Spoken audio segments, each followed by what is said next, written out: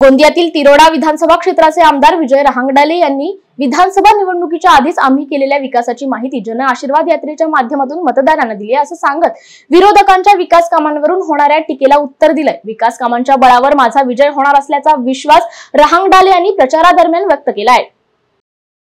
किती दिवस झाले प्रचाराला जवळपास आणि कसा प्रतिसाद याविषयी आपल्याला मिळतो? आपण तिसऱ्यांदा या ठिकाणी निवडणुकीत उभे आहात। 5 तारखेपासून सातत्याने आम्ही प्रत्येक गावात जाऊन जन आशीर्वाद पैदल यात्रा काढून प्रत्येक गावात फिरतोय आणि उत्स्फूर्त असा प्रतिसाद सर्व मतदाता बंधू भगिनी आणि लोकांच्या मिळत आहे। काय प्रमुख मुद्दे या ठिकाणी आपण निवडणुकीत ठेवतात लोकांसमोर? काय प्रमुख मुद्द्यांवर निवडणूक करतात? विकास हा आमचा प्रमुख मुद्दा आहे। युती शासनाच्या माध्यमातून अनेक विकास कामं झाले आहेत।